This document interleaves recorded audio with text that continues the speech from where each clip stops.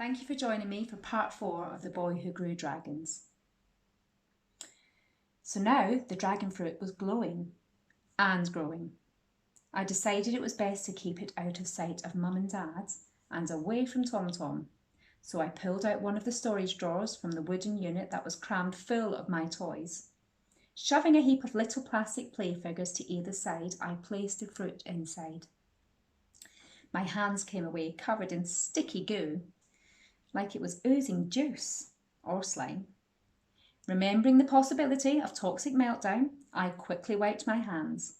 Then I crawled into bed, eyes fixed on the drawer, and the glow coming from inside. To be honest, it wasn't the behaviour I'd come to expect from fruit. I mean, bananas and mangoes never did this sort of thing. Even with kiwi fruit, you knew where you were. But this, frankly, was weird. I had every intention of keeping a close watch on the fruit, but after all the digging and wrestling with the bongleweed, I was so tired. My nighttime vigil probably lasted about 3.5 minutes. I don't know how long I'd been asleep when my eyes suddenly snapped open. The room was dark, but there was still a glow from the drawer. Suddenly, the wooden unit began to rattle and shake, and it must have been what woken me. And then, just as quickly, it stopped. I peeled back the covers and crept out of bed. I switched on my rocket lamp and crouched down next to the drawer. Slowly, I opened it and peered in. The fruit sat there, glowing and unmoving. Had I been imagining things? I rolled my eyes at my own crazy imagination. But there was no craziness in my room, which meant this was no dream. I turned back to the fruit and then jumped in alarm as it began to move, shaking the drawer again, and this time I clearly saw one side of it bulge. It was as if something inside was trying to burst out.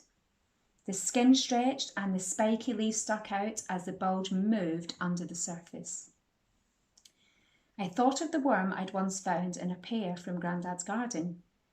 What if some kind of monstrous maggot was squirming its way out of the dragon fruit? The thing twisted and writhed and pushed. I stared back and stepped away. There was no way I wanted a mutant maggot launching at my face. But as I took another step, I stumbled over. King Kong had came crashing down to the floor. I kept my eyes fixed on the still rattling drawer, and then there was an almighty pop! Like a cork from a bottle, something shot over my head. A spray of messy pulp and little black seeds covered the floor and splattered my trouser leg.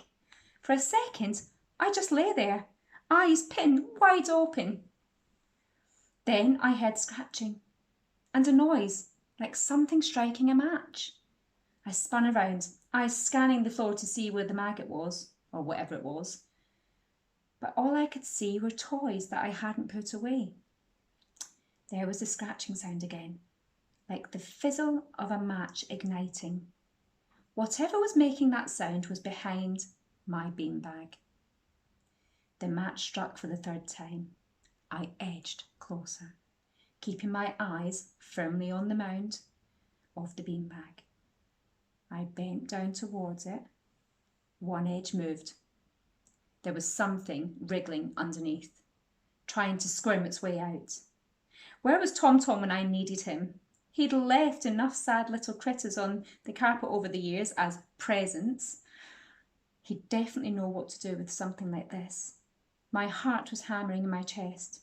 I'd have run a mile, but if I took my eyes off it, it might slink away, and then I'd have to go back to the bed knowing that it could be anywhere in my room without me knowing. I grabbed a mug from the desk and stood up, ready to trap whatever it was.